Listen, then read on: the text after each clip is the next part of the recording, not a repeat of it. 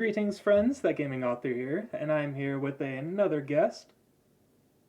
Hello, it's your boy. Yeah, it's the Mad Lad. We are doing. I can't really call you a guest because you're pretty much gonna. I mean, hopefully have a permanent spot in this party, given you have seven hit Yeah, points.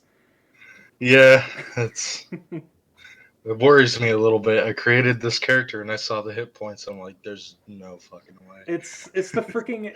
If it wasn't for that -1 Constitution, dude, I think you would have been fine. But -1, Yeah, that because ain't good. because it's your hit die, which is a 1d8, and then it adds your Constitution modifier. So if it was Ooh, it would have at least it should have been no less than 8, but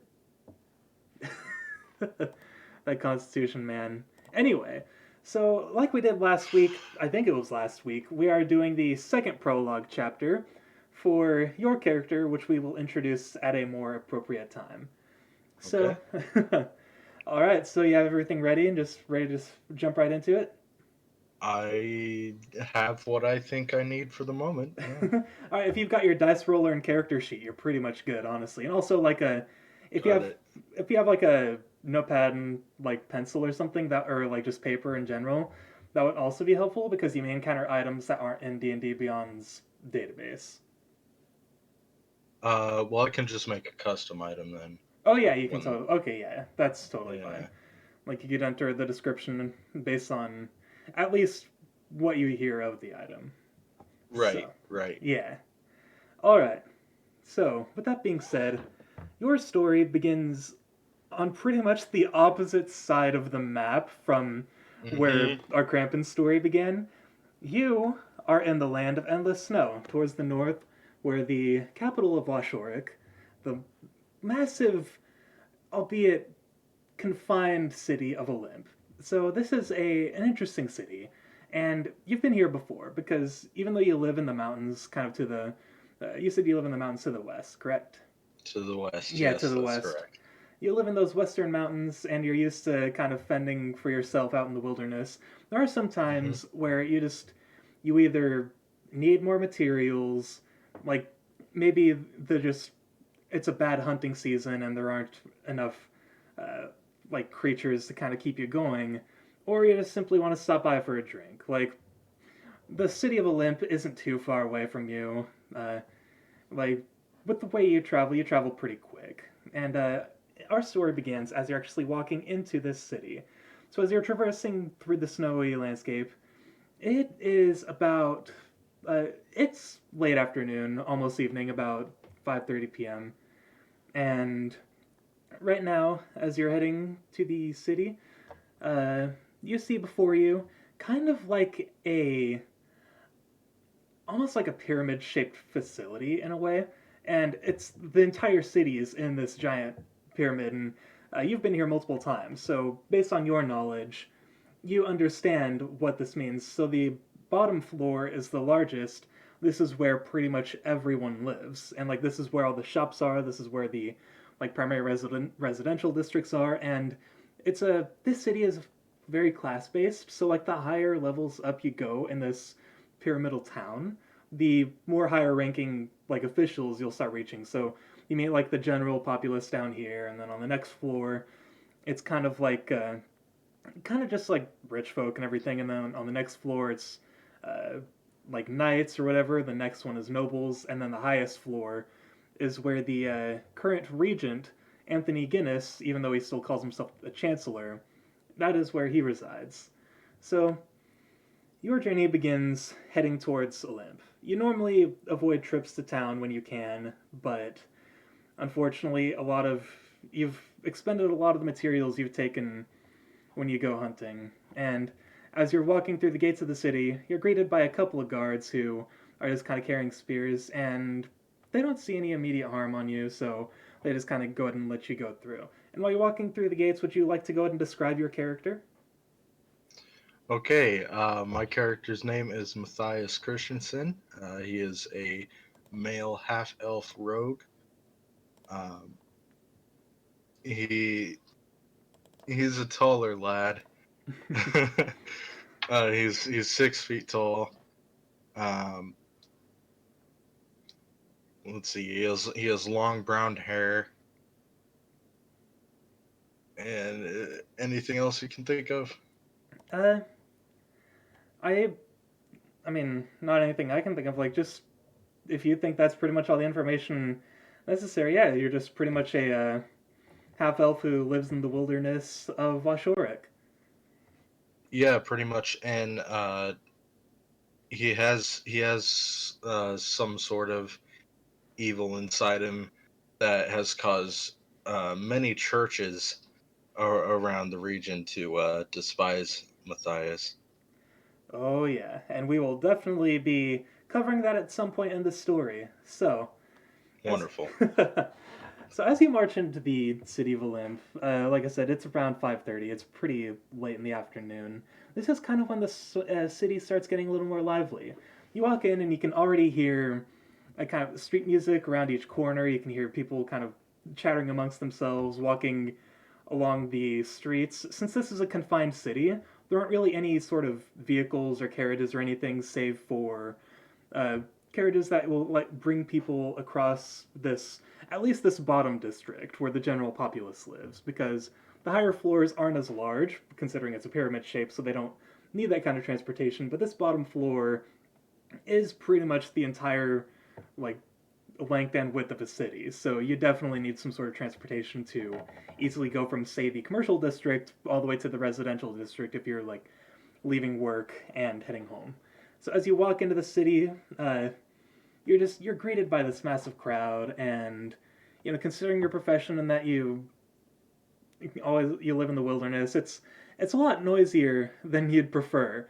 But this is just a trip you kind of have to make as you're walking in. Just torch lights are being lit, and then like flame powered lanterns are dangling from wires running from building to building. And you see a number of shop stalls, and around all of these, they're selling various foods, various just goods and everything. There are even some like massage parlors or anything like that. Like this city, for being considered the quote unquote like poor part of town, it's pretty fancy. It's got quite a bit set up. And with that, what would you like to do now that you are in this city? What would you like to look for? Where would you like to go? Hmm. Or if you'd like to know more about what's going on around you, we could go ahead and roll for it and see what you find out. Yeah, let's do that. All right, so with that, I would say make an investigation check. So roll a d20 and then add 4. Or actually, no, add 6 because you're proficient in it. Okay. All right. D20.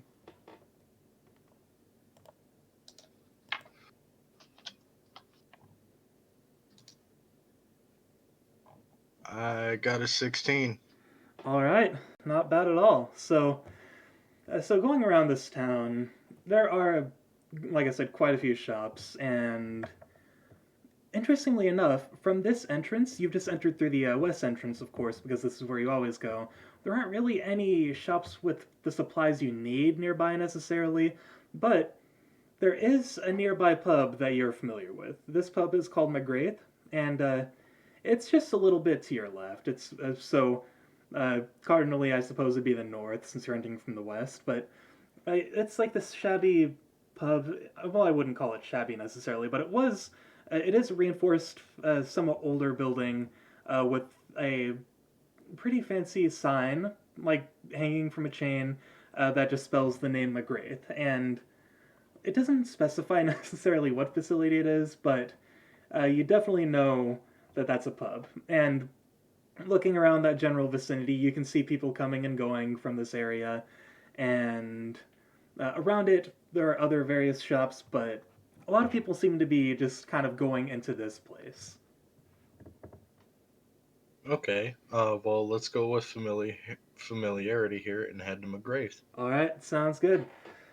So, as you go ahead and walk in, you're immediately greeted to the sound of piano playing, along with some drunkards kind of singing some old chanty. These guys have been on the seas for a long time and they're just kind of hanging out. And you're greeted to the sound of music, and you hear dishes clattering all over the place. Like, Graith is a very busy place, and even though it's just around 5:30, there are a lot of people drinking. Like, this place is basically the home to travelers, like depressed workers, and or just people who want to drink and just kind of enjoy everyone's company. And like walking over to the hang on, let me go ahead and check something real quick. Oh, okay. I just wanted to see because you have a passive perception, which means like without rolling, you'd be able to pick up on some things that you might not have otherwise thought of. Mm-hmm.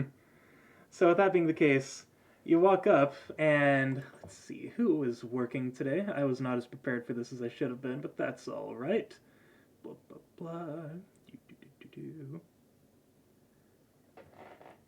All right. So you happened to just catch the last shift of McGrath himself. He's kind of like this like really tall, muscular human man with just kind of short, cropped brown hair. He's got some like scars running through his body. Like he's definitely gone through some stuff, and he's just kind of standing there, just happily chatting with the customers, pouring them drinks and everything.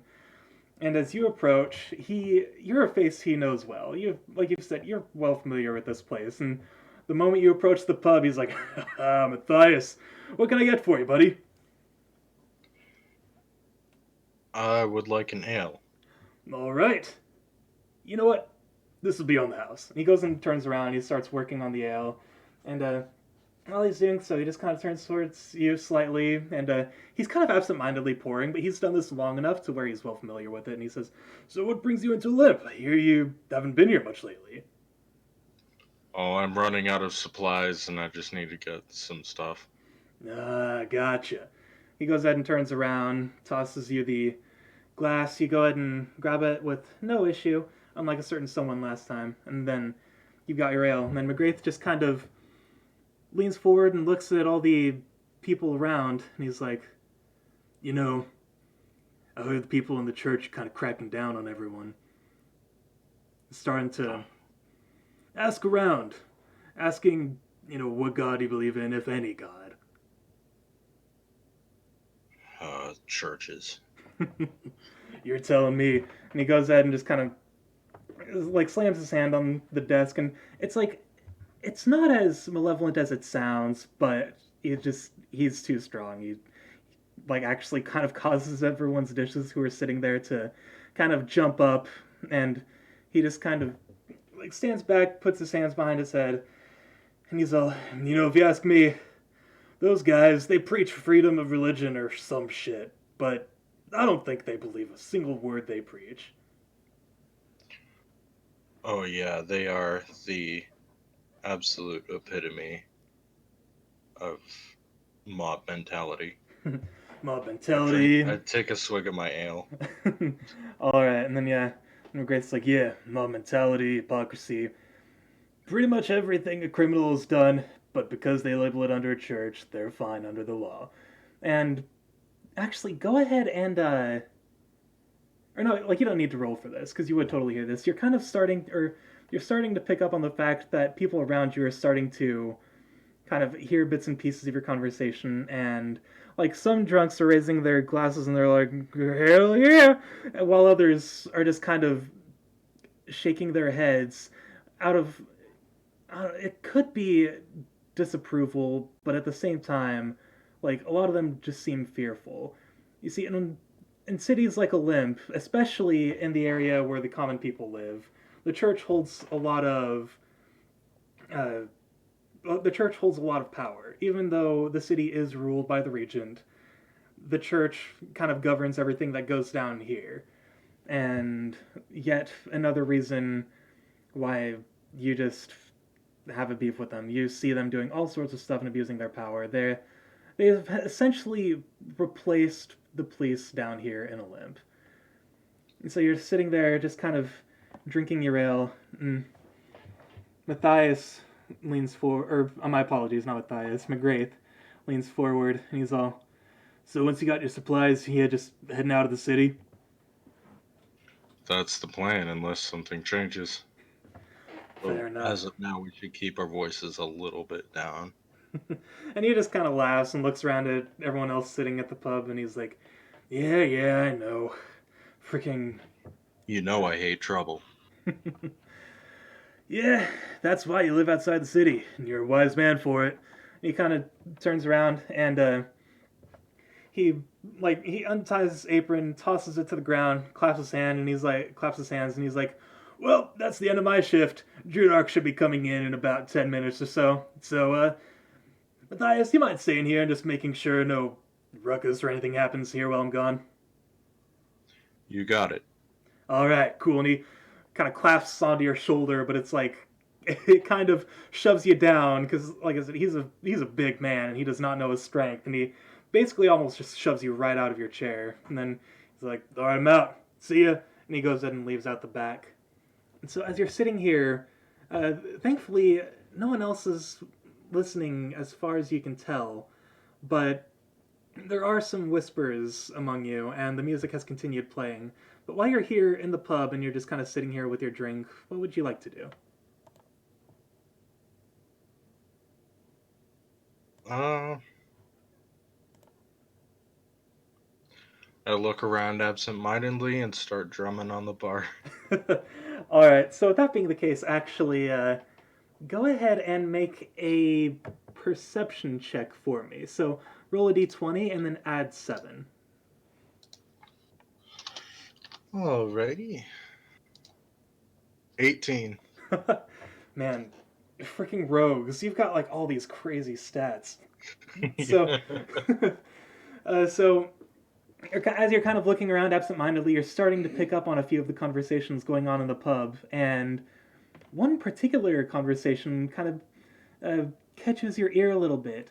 It's like this, just kind of looking at them, you assume it's kind of like an elderly woman with her daughter, and she's kind of leaned forward, and they're both dwarves, but they're just kind of talking, and the mother's like, "I heard there's something insane hiding in the church downtown," and her daughter's like, "Mom, you'll have to be more specific than that." And then she just kind of goes, "Shh, I can't, because if I do, they'll hear me."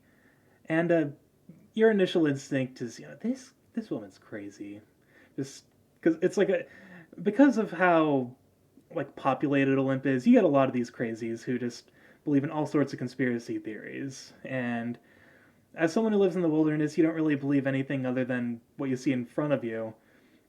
But you go and continue listening anyway, and she keeps saying it. "No, I heard the bishop kept it in hiding, and they're still using it for their own benefit.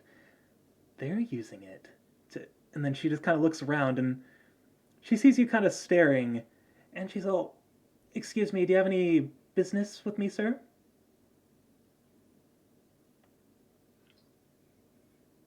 I do not. She just kind of stares, and yeah, no, you're fine. So yeah, she just kind of stares and kind of waves you off, and she goes ahead and turns back to her daughter. And after that, you just kind of continue sitting there, listening into the other conversations, and a lot longer than 10 minutes pass, unfortunately. So you're just kind of waiting here, sitting, and so far you don't really see any trouble. You just hear a lot of people laughing and drunkenly singing along with the piano playing. And then finally you hear the back door open, and you see this tall man with like dark green skin, and he's got like tusks coming out of his mouth. He's a half orc, and he looks quite old. He's wearing these like giant thick frame glasses, and he's kind of hunched over, and he's walking with a cane. And he walks up to the counter, and he looks at you, and he's like, "Matthias?"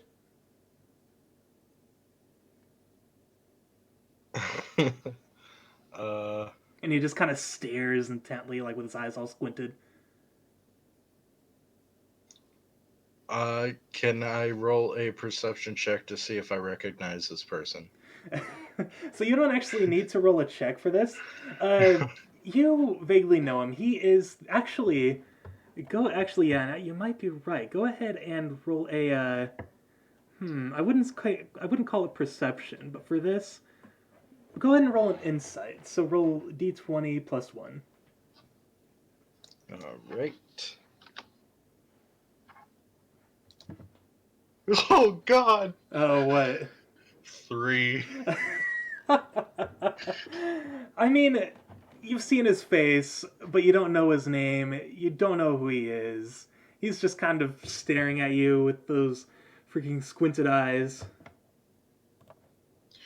You look familiar, but I can't quite put my finger on it. And he just kind of scoffs and turns around and he's like, "Name's Drew Dark. I work here at the pub. It's my shift. McGrath's gone. You can go." Ah, yes, McGray told me about you. I apologize. Kids. And he goes ahead and turns around and he's like, "Did you pay for that drink?" Uh, can I say yes and then roll charisma? So actually, there is a roll for that. You can totally say yes, and in that case, you would want to roll a deception check, which thankfully you're proficient in.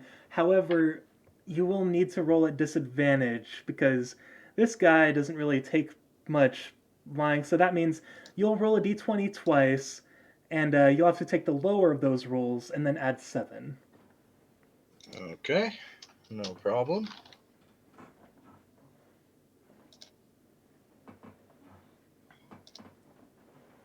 Nine. Wait, 9 total. 9 total. All right. Rolled it. I got like a 23, and then I got a Hmm. 9. Of course. So he just goes, "Yeah, all right. No, I don't like you. Matthias, go ahead and leave." Most people don't. I stand up. All right. So the moment you stand up, you feel a pair of hands go ahead and grab onto your shoulders, and they go ahead and just hang on. Actually, let me go ahead and go ahead and roll a just a general strength check for me. So roll a d20 and don't add anything because your strength is plus 0. So just roll a d20. Yeah. Yep. Oh, come off it. Fucking 10. Oh, or just a few numbers short. So you feel these pair of hands kind of grab onto your shoulders, and they shove you back down, and you look up, and both of them are human men, and interestingly enough, they're blindfolded. They're both wearing these like deep black suits, and they're just kind of they have the same haircut. They almost look like the exact same person, and they're just kind of like standing there, and the one on your left looks down at you and goes, "Mathias Kristiansen, correct?" Who's asking? Go ahead and roll an intimidation check. So d20 plus 6. Oh, I love the good pluses. Excuse me. 18. All right, so just your cold exterior was a little more than this person bargained for. He kind of backs off, and you notice like his grip on your shoulder kind of loosens a little bit, and he goes, "Well, that information is classified, but I assume we have the correct person. Now please stay here." And he goes and he lets go of your shoulder, but the other guy just kind of stands there. And then uh, the man behind the counter, this half orc Drew Dark, is kind of working on drinks, and he senses he.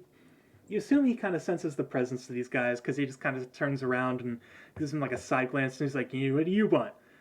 And interestingly enough, the man on your left pulls out a hand crossbow from what seems out of nowhere and shoots at the wall just past Drew Dark's face. The entire pub suddenly goes silent at the sound of this dart just being released. And it just the music stops everything. Man in the suit looks at Drew Dark. and just kind of stares intently. And Drudark is looking right back. And let's see. Okay. Blah, blah, blah. Cocked. All right. So Drudark, you see his eyes kind of widen, and he backs up. And he's like, I don't know who you are, but get out of my pub. And the man's like, the hostility is not necessary. Please, we just came to see our friend Mathias out safely, and we didn't appreciate you treating him with such disrespect. And meanwhile, Drudark just kind of scoffs, and he's like, go, thief, I don't give a shit what you do with this man. And then the man to your left with the blindfold looks down on you, or at you, rather, and he just kind of smiles, and actually, go ahead and roll an insight check.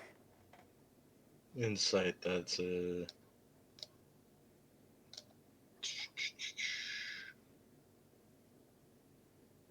That's a +1. Yeah.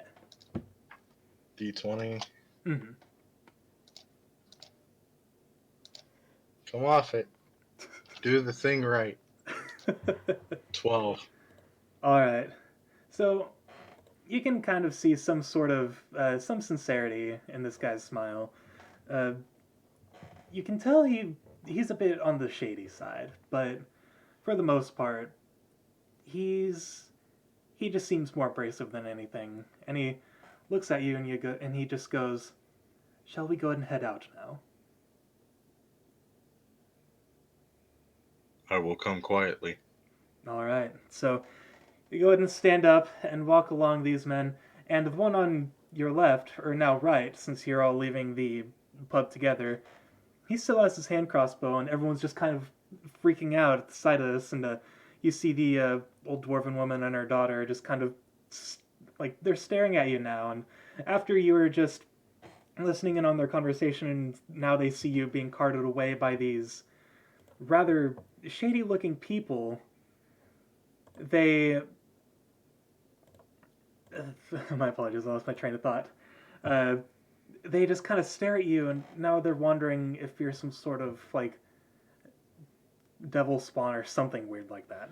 These people are weird in a limp. And so these two men in the suits go ahead and drag you out, and the one that was holding your shoulder finally lets go, and they both back off. And the man in the suit, or the man with the crossbow rather, just puts his hands behind him and goes, "You didn't answer my question earlier. You are Mathias Kristiansen, correct?" That's correct. Good. And he goes ahead and adjusts his blindfold almost like they're glasses, and he just kind of starts pacing back and forth, and he begins to speak. "So, we heard that you are a follower of Kida. Am I right in this assumption?" Oh God, how should I answer that? I wouldn't call it follower exactly. Make a persuasion check. And since you're proficient, you can add +7. So if you look at your like skill list, you see that some of them are like some of the dots are filled in. Yeah.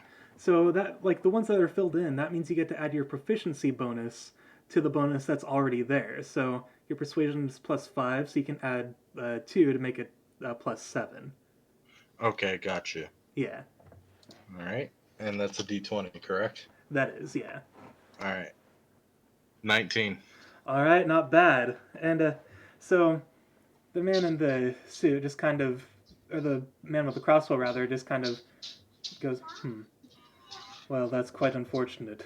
We were hoping you might join among our ranks." And he goes ahead and pulls into his suit, and when he reaches out, or when he pulls his hand back out, in his hand is kind of like a pamphlet of some sort, and he goes ahead and hands it to you. And upon opening it, you can see that this is actually a pamphlet for the Cult of the Black Crystal. The man standing here before you is just kind of smiling while you're looking at that pamphlet, and he goes, "We received a calling from the goddess herself, and she told us you were living in here, and that you're an enemy among the church of one of her sisters, Giselle, and that they are hunting you down. We can offer protection if you wish to join us.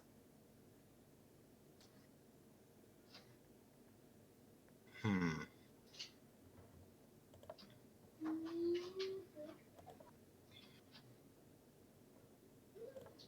I will have to think on it. And the man nods and just goes, "All right, very well. My companion and I will be staying here in town for a few days. We will be staying, actually, at this pub right here." And he points to the pub, and as your prior knowledge would have it, it's there are a lot of pubs like this that you've seen in your travels. Not many here in Washorik because there are only two old towns in the entire province, but you see a lot of pubs where they do have lodging, kind of on the upper floors, while the pub remains downstairs. And the man in the suit goes ahead and just smiles at you and nods, and he says, "Well, with that, I bid you farewell, and do definitely talk to us before you leave town at some point." Oh, I may. And he turns around and goes ahead and walks back into the pub. And the other man, who's just kind of standing there with his hands folded, he looks at you a little longer. And go ahead and make an insight check. Okay.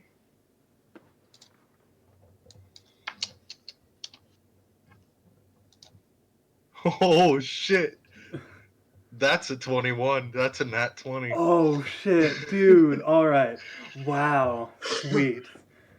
So as you're I looking did at this not man, think I would get one of those. as you're looking at this man, you can tell that there's definitely something up with him. He's staring at you, even though you can't see his eyes. You can just sense pure malevolence behind that blindfold of his, and as he's staring, he looks at you for a good 5 minutes, or he has been rather. And while he's staring, what do you do? Hmm.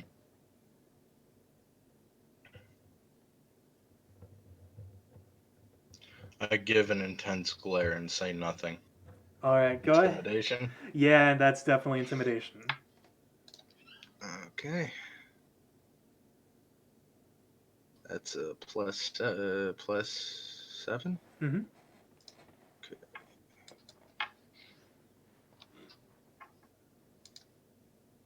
Ah, 13. Uh, all right. So his face doesn't even move. Like you can't even see the blindfold move. As like it's almost like he's not blinking or breathing or anything. He's just kind of standing there. And as you stare back, he finally goes ahead and turns around and heads back into the pub behind his buddy. So now here you are in this kind of a central area in the middle of town, and you're still surrounded by people. And even though the city is covered by a ceiling, you can tell it's starting to get a little late. You were in the pub for a little bit, not too long. It's only been about 40 minutes or so. But now you're outside, and it's about 6:10. And what would you like to do now that you're back here in the town and those creepers are out of the way? I would like to go to the area in which I can get supplies All that I right. came for With that, go ahead and make an investigation check. within the canon of the story. That's a plus 6. Okay. That's a 20. Not bad. So you go ahead and continue walking through the city, and you're just kind of uh, bumping into people, but you're kind of keeping your head low and just avoiding making eye contact with all these people who, if they knew, kind of, if they knew who you were, they probably wouldn't be, as let's say welcoming as they are now.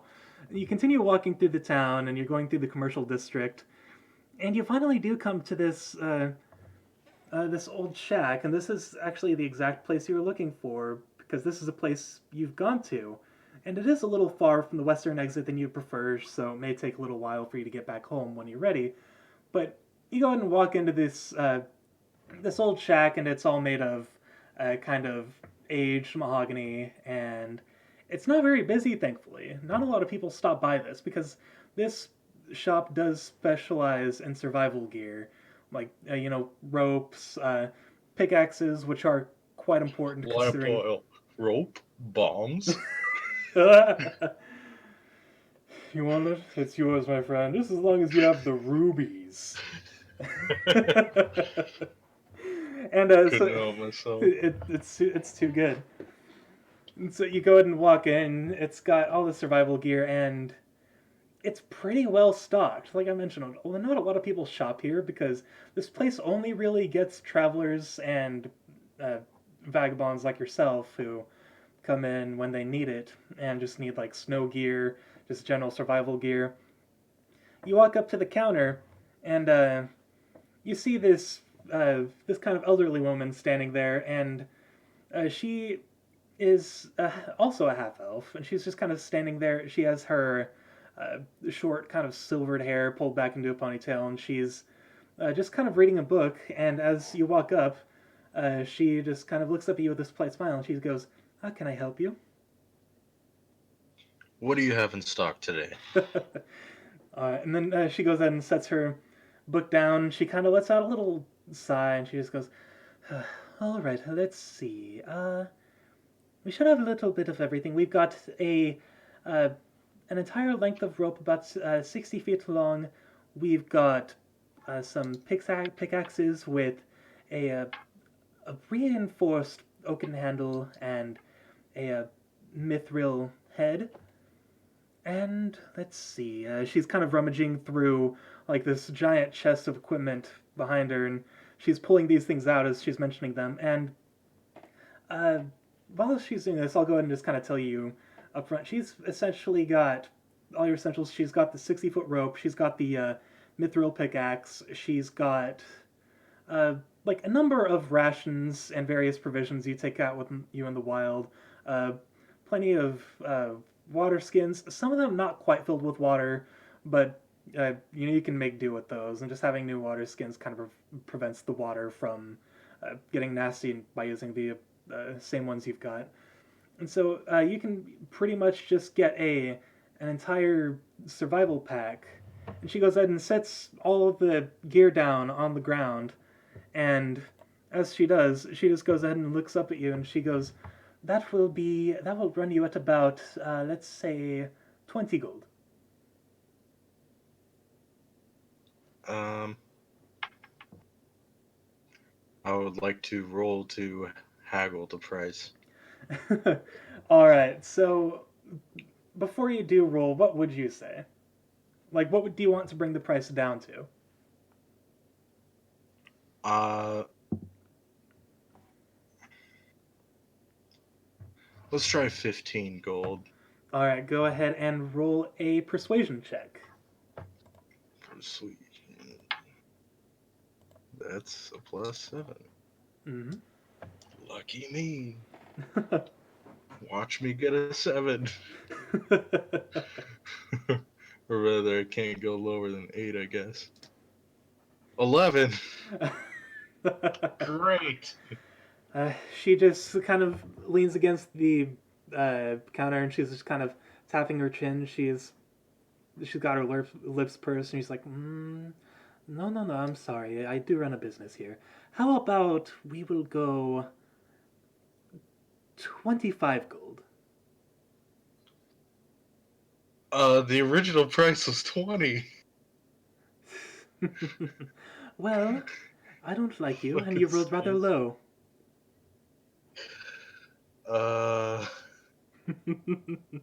Okay, that was really meta. Right? Yeah. No, I just had to go there. Very nice.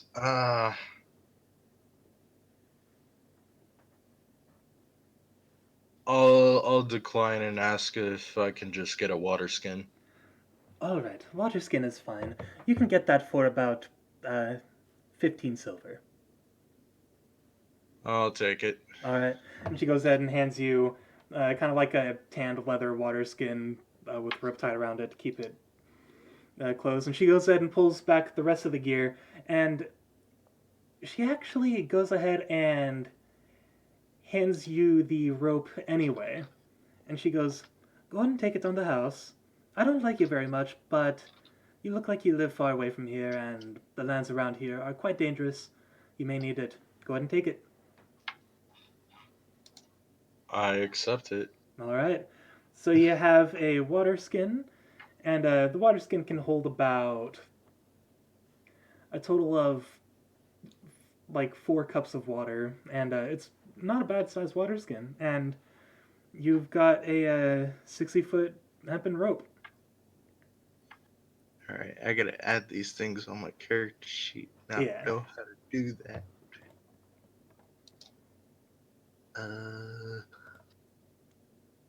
Add items.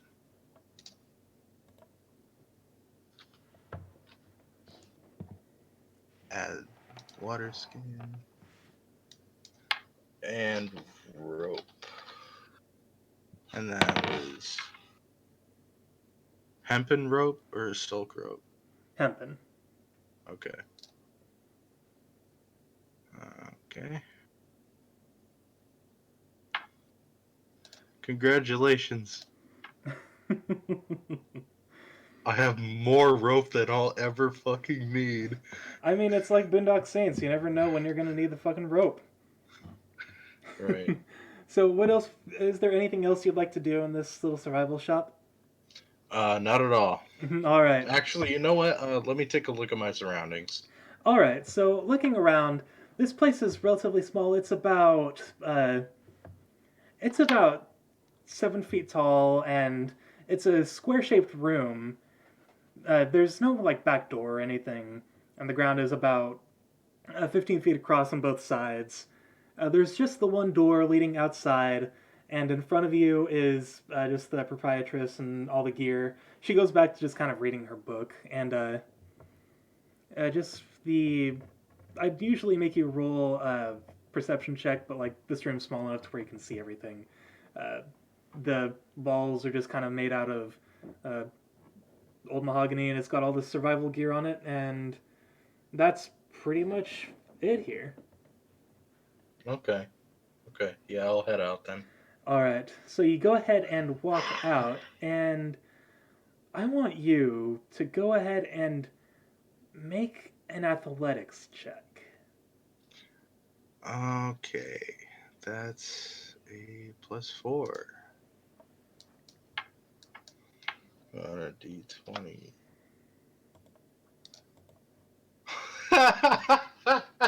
Nat 20 again, 24. Dude, nice. So the moment you start walking out of this building, like something within you, it's like call it your spider senses or whatever, but you sense something is coming, and the moment you walk out, you move out of the way before you notice anything's happening, and a you see a sword go ahead and slash right past you, and you look, and there's uh, kind of like a rather short human male. He's wearing these blue robes with kind of like this circular hat around the top of his head, and he's wearing uh, like the collar of the cloth. And this man, he is a church official, and he just tried to take a swing at you. And he's just standing there with his sword at the ready, and he's just staring. And he's like, "Devil spawn!" And he's going to go ahead and try to make another swing at you. Thankfully, he misses. He swings again, and you quickly move out of the way, and he just kind of stumbles a little bit and turns back to you. What do you do? You know what? I'm gonna attack with my rapier. All right, so with that being the case, go ahead and roll initiative. So roll a d20 and then add your initiative bonus, which is 2. Ooh. Okay.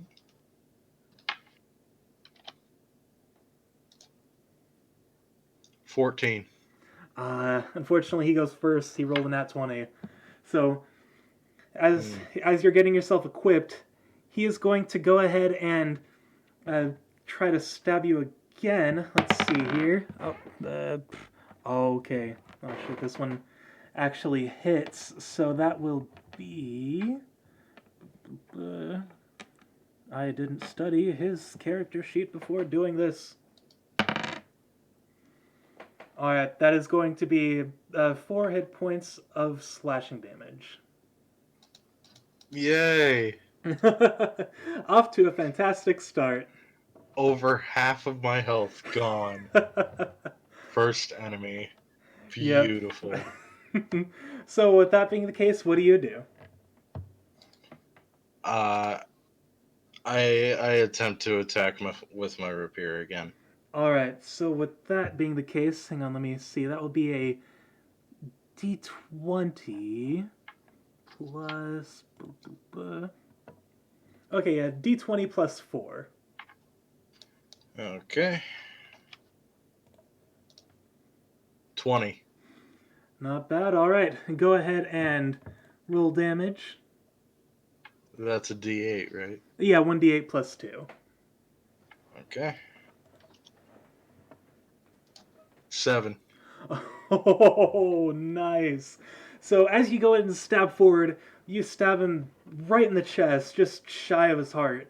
And he pierces through, and the moment you pull the sword out, he is not looking good. He is looking dizzy. He's already bleeding out quite a bit, and he just kind of falls to his knees, and he just kind of stares up at you, still holding his sword, and he's struggling to go ahead and get back up. And I do believe you still have a bonus action. Do I? Yeah, let's see. Check under bonus action, 2-weapon fighting when you take the attack action.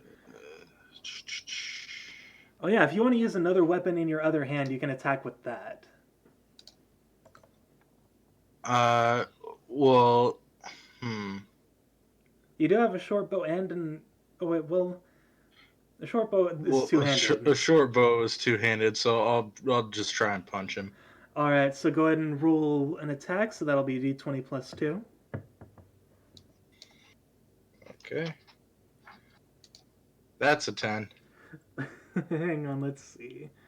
Oh, that just hits. So you automatically you automatically go ahead and deal 1 more point of damage, and you freaking whale him across the head, and he goes ahead and falls, but he's still up, and he just kind of stares at you, and he is not going to attack. He goes ahead and runs away. And he just kind of disappears. And hang on, let's go ahead and... Oh, alright, so he goes ahead and runs away, but he's still in your sight. What would you like to do? I would like to let him go. Alright, fair enough. So I'll he goes... let him go. He runs away and disappears into the shadows of the town. And you're pretty hurt at this point. Yeah. Why don't we head to an inn? Alright, so with that being the case, you go ahead and turn back around, and... I would like to head to a different lodging than where the dudes are staying. The dudes are staying. Alright, I would like to avoid them for now. So go ahead and roll an investigation check, with disadvantage because you're looking pretty hurt. Okay. That's a +6. Oh boy. 18. Alright, not bad. It doesn't really take you too long, thankfully.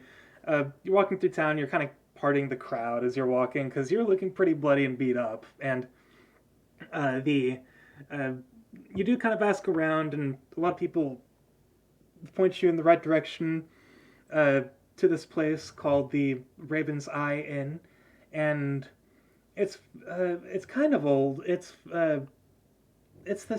looks kind of like a mansion. It's this 2-story building with these glass windows on each wall, and there are about 3 on each wall. And as you walk up to the door, it's actually already cracked open, and you kind of catch a whiff of that kind of indescribable smell when you walk into like an old person's house that you can't really identify. I Uh, know exactly what you're talking about. you kind of catch a whiff of that, and as you open it up, you kind of hear some classical music uh, playing and crackling on an old gramophone, and the inside is pretty well lit. There's actually a lamp running on electricity, which, as you know, living in this world is a pretty much a rarity. But an electric lamp kind of sitting there on the counter of the concierge, and the concierge is uh, this older looking. He's kind of like this older looking gnome, and he's just kind of sitting there stroking his long gray beard and rocking back and forth in a chair, and he's just kind of humming along with the music. Okay. I.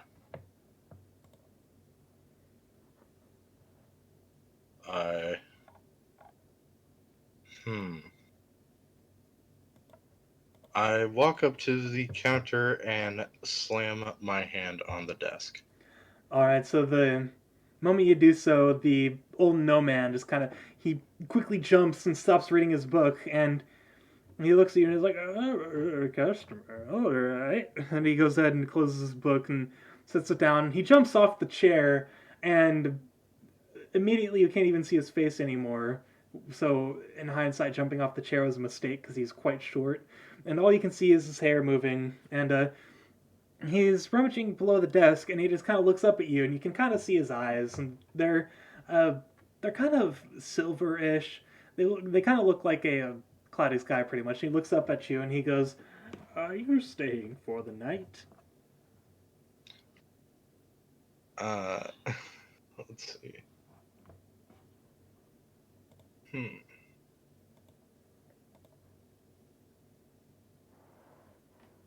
Yes, how much for one night? And he kind of clears his throat, and he tries speaking a little louder. He's like, "For one night, that'll run you about 3 silver." Done. All right. You go ahead and drop the 3 silver, and he goes ahead and takes it, and he pulls out a key and he hands it to you, and you can see the tag says, uh, it says room 4, and he goes, "Go ahead and go down the whatever the corridor behind the counter. You can't miss it. It's room. What did that thing say again? Room 4. Room 4." I head to room 4.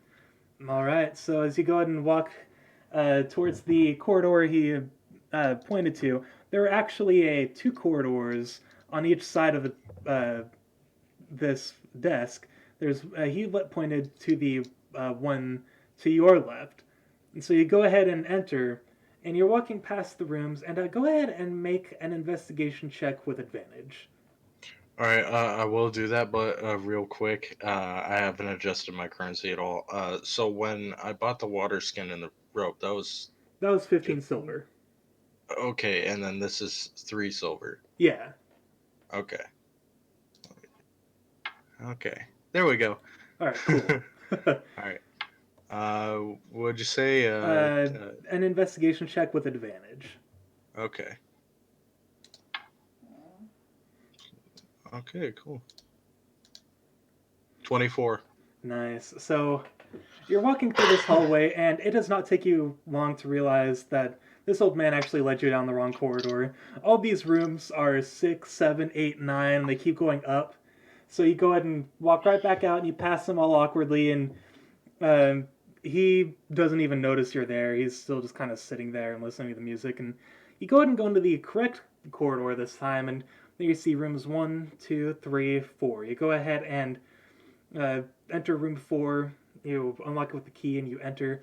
And this room is it looks like it hasn't been used in quite a while. The surfaces of like the nightstand and the dresser, they're all quite dusty, and the bed is made, but it doesn't look like it's exactly the newest material. You don't necessarily trust the mattress Like you don't know if maybe it has like some sort of mold on it or whatever. This place is very old, but regardless, it's your room. It was quite cheap anyway.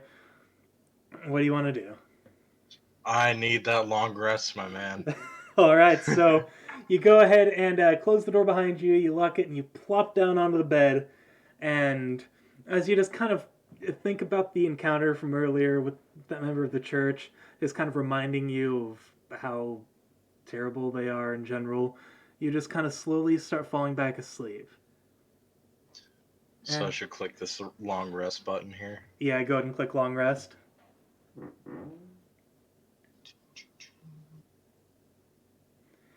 And while you're sleeping, a, a slight vision of a dream starts coming your way. It's not necessarily a long dream, but you do see the image of an unfamiliar castle, kind of on this high plateau above the ocean, kind of crashing along the rocks.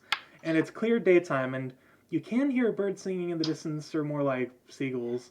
And you're kind of floating towards this castle. The air around you is kind of foggy, but this one area is covered completely by sunlight. And you're just kind of floating. You look down at yourself, and you're there, sure enough, but you're actually walking on the ocean. And you look behind you, there's just nothing but fog. You can't even see the ocean behind you, but in front of you, you can see the rest of this ocean, this plateau, and the castle. What would I'm the you. real Slim Jesus. Enemy of the church? Oh, yeah. Alright, so what would you like to do, or what would you like your dream self to do? I guess we'll attempt to head closer to the castle. Alright, so you don't even really need to roll for this. You're in a dream, so real world physics doesn't work, but you go ahead and walk towards the castle. But as you keep walking, the plateau kind of gets further and further away, and it it feels like you're making progress. You can at least tell enough that you're walking forward, but the plateau keeps going further and further away from you. I attempt to walk backwards to see if I can make the reverse effect happen. That is quite interesting. So, as you go ahead and walk in reverse, the castle just stays in place. It's not moving. Oh, that's annoying.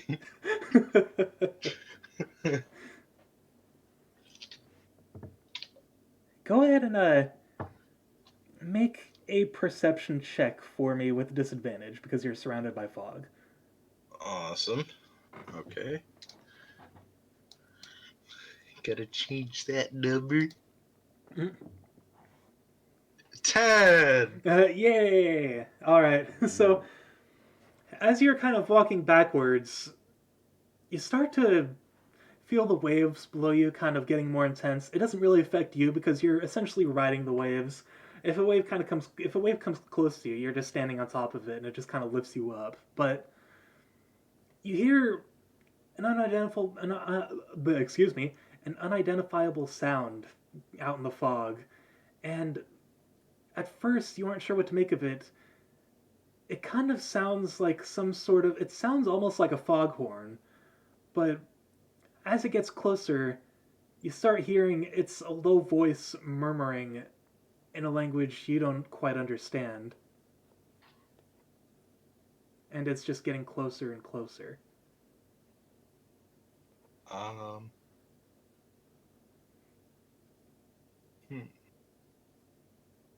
I would like to remain where I am. All right. You go ahead and stand there, and you hear this voice, and it's just murmuring and chanting. It almost sounds like it's performing some form of ritual. And as you stand there and wait, you hear the voice suddenly as close as it would be, like if someone was standing next to you, but you look there, and there's no one there. I want you to make an acrobatics check with a disadvantage. Oh, God. Okay. +6. Watch me get a 7. Okay, that's not horrible. 15. Ooh, that's just enough. Like, once you hear this voice close to you, the voice stops, and right that second, you jump into the air, look down, and see a hand come up from the ocean and try to grab you. But you jumped just in time for not to grab you, and then it just slinks back into the ocean as if nothing happened. And you just kind of Uh, stand there looking at it, and there's nothing below you. You don't see a body or anything. You just saw that hand come up and then sink back into the ocean. okay, at this point, I adjust my weight so that I am light on my feet.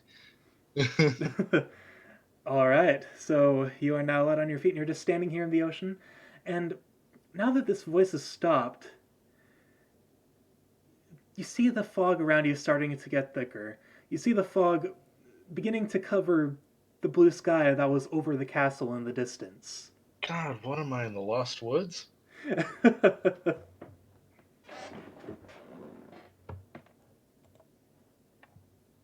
What do you want to do? Ah, I guess I'll just start running toward the castle, even though I know that won't work. Just a desperate attempt. I don't know what else to do, man. There's not a lot to go off of.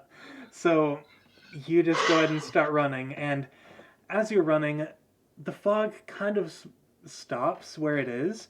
The castle's still moving further away, but you begin to hear that voice chanting again. And as you're running, the hairs on the back of your neck stand up, and you start hearing footsteps behind you, and someone else is running on the surface of the ocean. And whoever they are, they're running fast. I want you to go ahead and make an athletics check.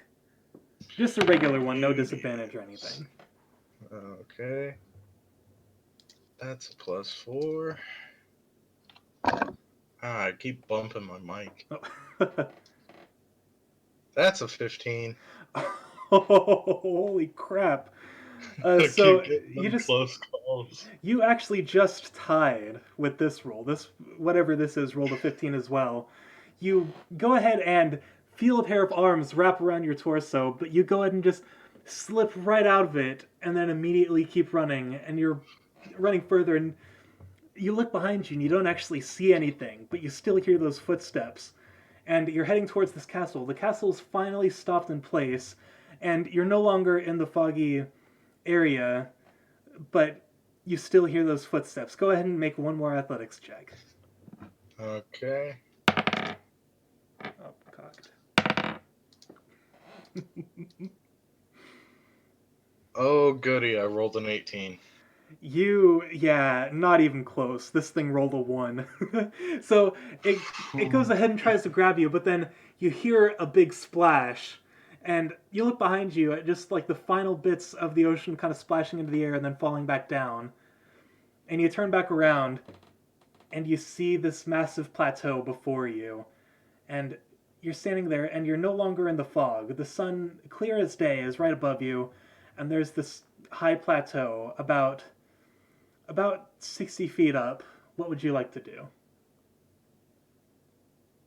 Okay. Uh.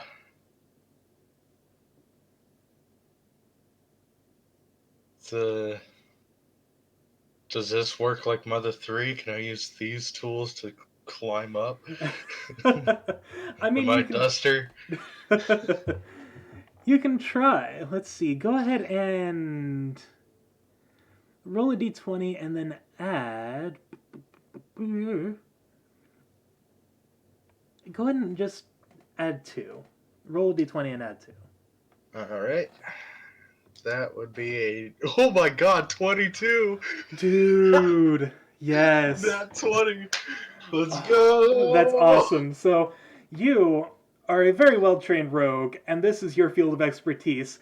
You go ahead and grab the rope, you're tying it around your waist, and you go ahead and attach like an iron hook, and you tie the rope across it, and freaking legend, like Wind Waker style, you go ahead and toss it up, and like right as you pull it, it goes ahead and it finds hold at the top of the plateau, and you grab onto the rope, and you put your feet up against the plateau, and you begin walking up. No issue at all. This is no problem for a rogue like you. You go ahead and make it up this, about halfway up this plateau, and go ahead and make a perception check for me. Okay. That would be a +7. Yeah.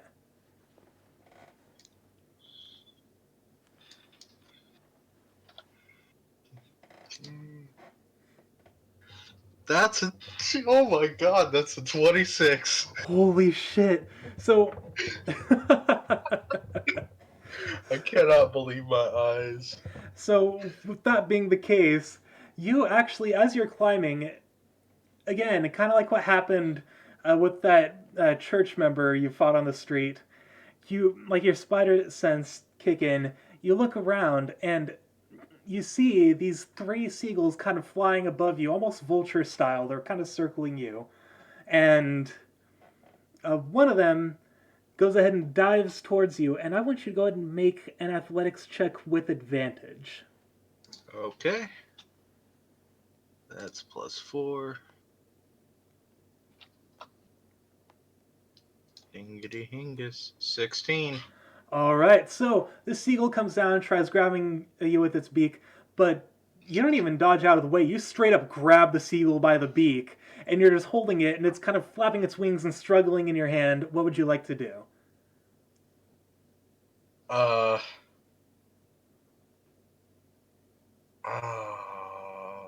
This is kind of fucked up, but I'm gonna attempt to break the seagull's wing and throw him. All right, that is not really an issue. Go ahead and make another athletics check, and then after that, actually, yeah, no, athletics should be fine. 17. All right, so yeah, you do it no problem. You you go ahead and like with your other hand, because like you have this rope tied around your waist, so you can kind of hold yourself in place on the plateau.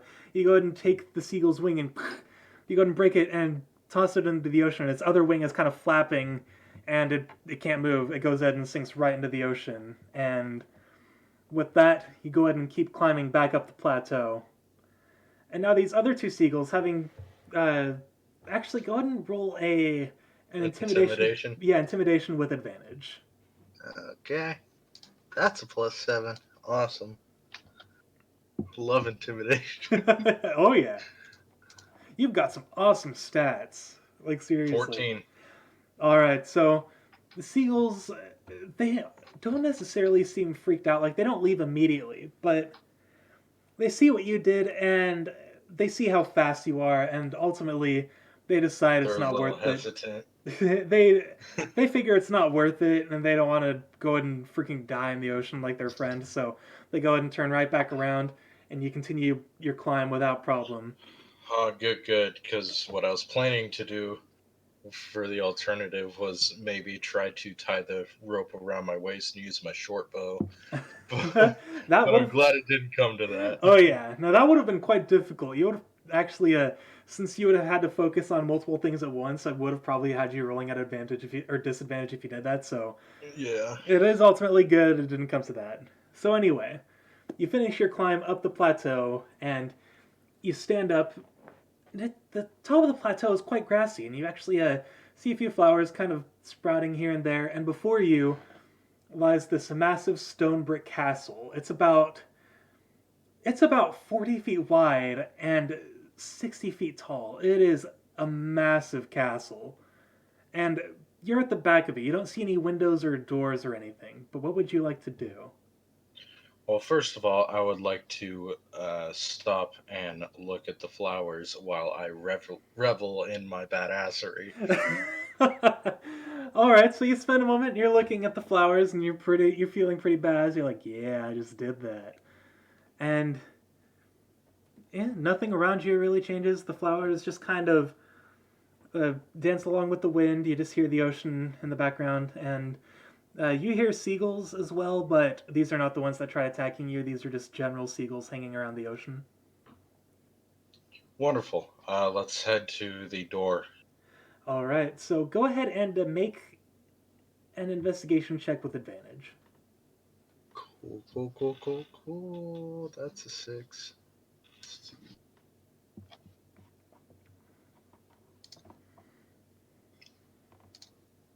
26. I'm So, getting so lucky because it was an advantage, right? yeah. Yeah, because the first one was a 9, and then I rolled a nat 20. So, Honestly, you would have been okay. you would have been fine anyway because the DC on this is 5. So this would have been no problem basically no matter what you rolled, considering how high your investigation is. So you go ahead and walk along the edge of this plateau, and looking forward, you do see it opens up to a pretty massive continent. This isn't an island. This is an edge of a continent, and this is a coastline. And you go ahead and see the door to this castle. It doesn't actually look closed at all. It doesn't look like it has a drawbridge or anything. It's just an open archway made with these massive stone bricks. And you look inside, and it's just complete darkness. You don't see anything in there. What would you like to do? Um, let's see. Can. Hmm. Let's see.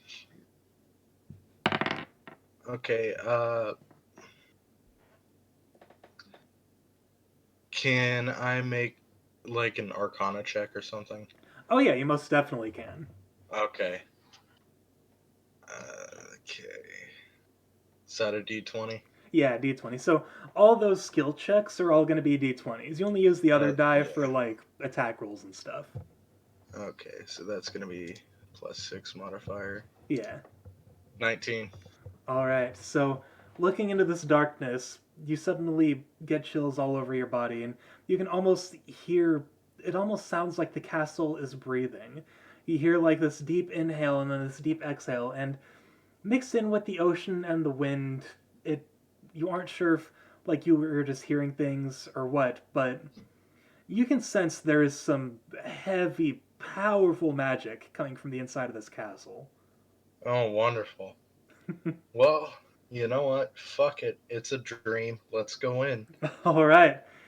You go ahead and walk in, and as you enter the darkness, the temperature suddenly drops. Like, as you cross the threshold of that darkness, you feel the temperature drop about like 20 degrees, and it's suddenly. Like, you live in the cold, so you're used to this. This isn't an issue for you, but Right. it's much colder than it was just outside the castle. Go ahead and make a perception check with a disadvantage. Okay.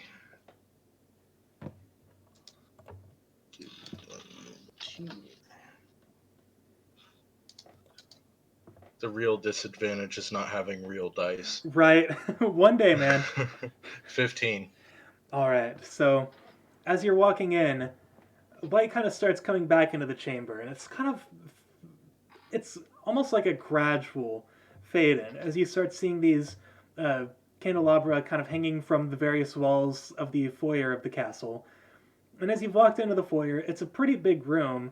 It's not nearly as big as the exterior itself, so you know that like on the left and right there's far more to the castle. But right now you're in uh, uh, this massive, I'd say about 40 by 20 room, and the floor is made of marble tiles, but it's covered by a red carpet. And in front of you, there are these two elegant-looking staircases both leading up to uh, kind of like a loft area on this first floor. And behind that loft, uh, there are more staircases that head into other parts of the castle and more hallways. However, that's not what catches your eye. In front of you, you see the two men in the business suits, the two blindfolded men, and they're kind of standing there with their hands behind their backs. And they're just kind of staring at you. They don't say anything, they're just looking at you. And the one that you recognized was the one with the crossbow. Is just smiling, and the one next to him he just has uh, his regular scowl, and they're just looking at you behind their blindfolds. Uh,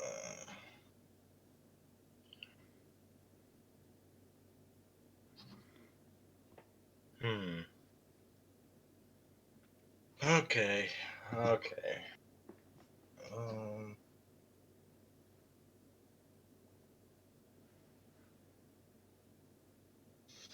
I'm sorry. I just. No worries. Take your time. This is very interesting. Okay.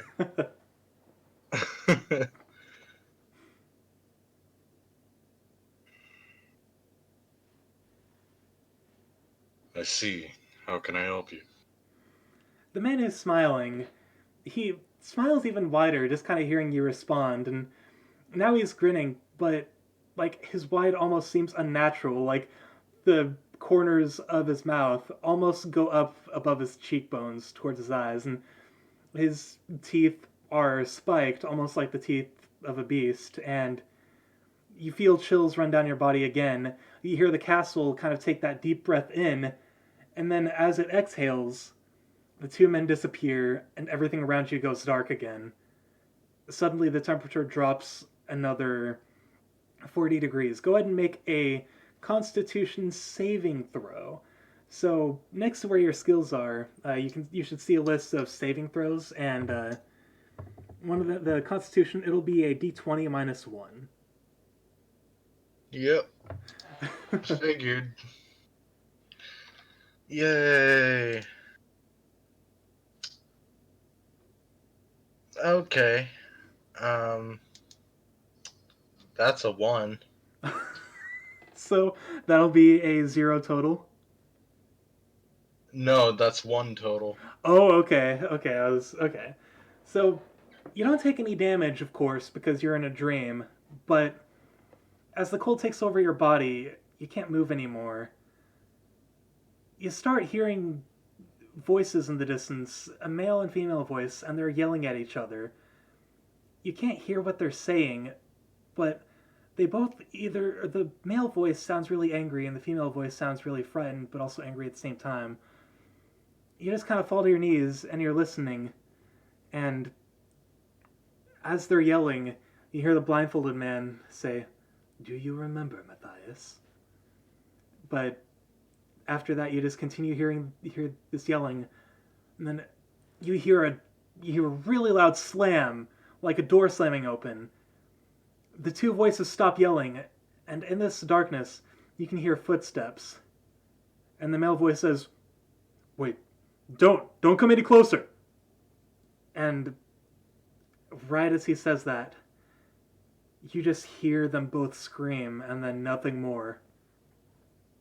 And then you're just kind of sitting there in the darkness. And their screams are echoing, and you're just sitting there kind of paralyzed. The temperature the temperature slowly starts going back down, or up rather. And when the darkness disappears, you find that you're no longer in the castle. You're on a boat now. You're in the back on the inside of a ship, rather. You can hear the wood creaking and the ocean kind of around it as it moves, and it's bobbing back and forth. And you're looking around, and there's no one else in there but you. And you look down at your ankle, and there's a shackle on it. And at the end of the shackle is a heavy lead ball, and you're just sitting there down in this room. What would you like to do? Well, first of all, I'm a little annoyed that I haven't woken up yet. um, can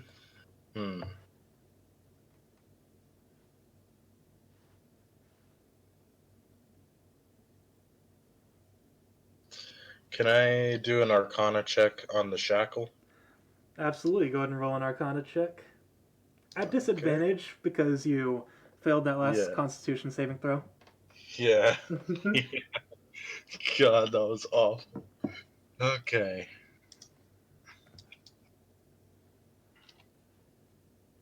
Disadvantageous 15. Alright. Looking at this, you don't sense any magic from it. It's just a normal lead ball. And then you go ahead and you hear footsteps. Like, you hear the wooden floorboards of the ship creaking. And you look up, and uh, you can see this man in kind of a sailor's outfit. It's a tiefling man. He's got like this lavender skin, and he's got these horns that kind of curl upwards, and he's got a bit of a goatee going, and he's got kind of purple hair to go along with his lavender skin, and he looks at you with somewhat kind eyes, and he's like, "Well, don't worry, we're arriving the shore soon. I hope you've relaxed well enough. You're going to be stuck for quite some time." I see. He doesn't even notice you speak. He just goes ahead and backs back up. And as you're sitting there, you can hear the screams again, and the ship starts getting dark again, and you feel that temperature drop once more, and you hear the voice of the blindfolded man, and he says, "So, maybe you really don't remember. That's fine." He snaps, and immediately you wake back up in your room. Go ahead and make a perception check. I just gotta say, finally, because that was wild. Okay, perception, that's 7. That's a modifier 7. 11. All right, so I am in a daze. you are indeed, but you do notice that the door to your room is cracked open, and you don't remember leaving it open. Oh, fucking course. I thought of saying before going to sleep to lock the door, but I just left it alone. No, it's so funny because Joe did the exact same thing. Damn it. So, with that being the case, what would you like to do?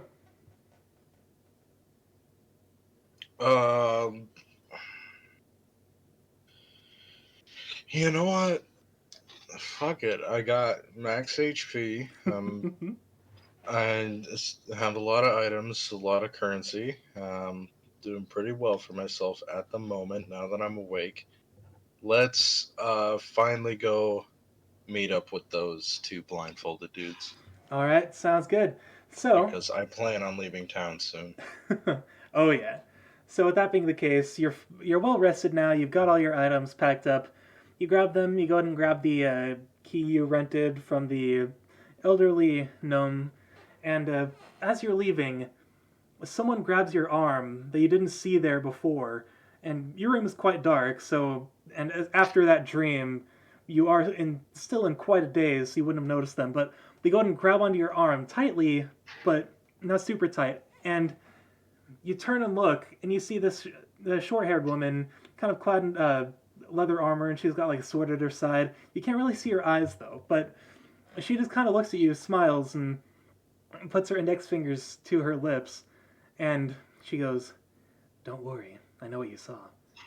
And then she just fades into the darkness. Okay.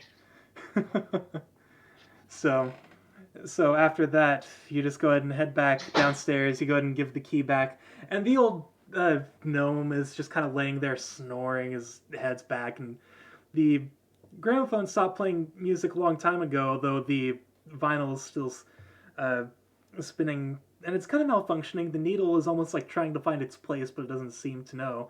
You can just kind of with your passive insight, I suppose, you can tell that this gramophone, unlike the lamp, does not run on electricity.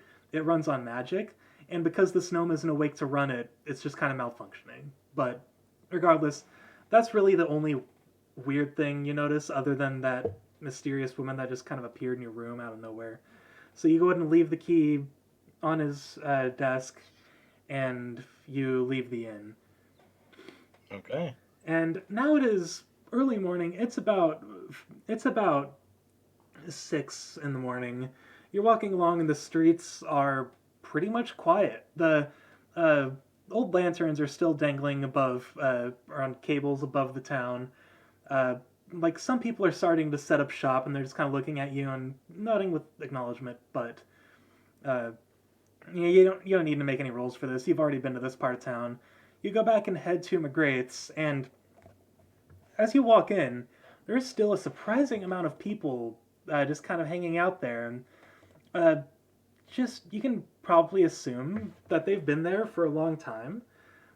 These are patrons that just don't really have anywhere else to go. And at the desk, you actually, instead of Druidark, the half orc you met earlier, or McGrath there, you see a middle aged halfling woman just kind of working behind the counters and just kind of cleaning everything. She's got kind of bags under her eyes.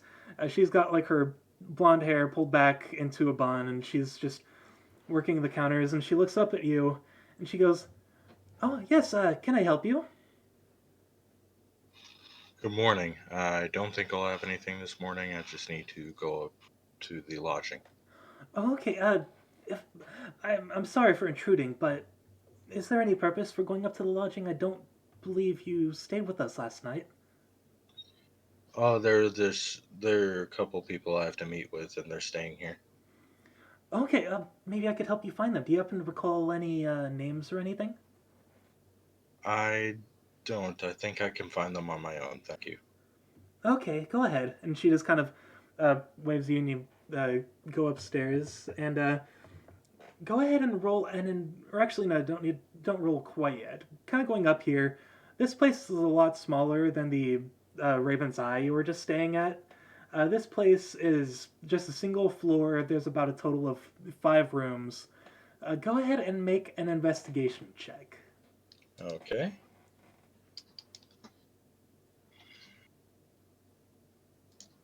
$22. Nice. So you don't even really need to do any guesswork. Uh, just with your roguish senses, you can kind of tell where these men were coming from. And after that dream you had where they appeared, uh, you can kind of sense their aura. They both definitely have a magical aura about them. The silent one definitely more so than the talking one. But you go ahead and go up to the room that you assume was theirs. And what would you like to do? I would like to knock. All right. I will be respectful. You knock and wait about a minute, and there's no response. Uh, hmm. Can I make an Arcana check on the door? Absolutely, go ahead. Okay, beautiful. Just want to make sure there are no magic on it before I kick it in. 16. All right. Yeah, no magic. It's just a regular door. Cool. I kick it in. All right, go ahead and make a Strength check. Yeah, go ahead and make a strength check. Cool. 13. All right. So you go ahead and kick it, and it's really not that difficult. The door was actually unlocked, so the kicking of it was actually a little unnecessary, but you go ahead and kick the door, and inside, the room is kind of messy. Like, they've still got their belongings there, and just immediately from your passive investigation, you can tell, like, they don't really have anything special with them. They've just got clothing and, like, toiletries or whatever. But go ahead and actually make a general investigation check for me real quick. With advantage. All right.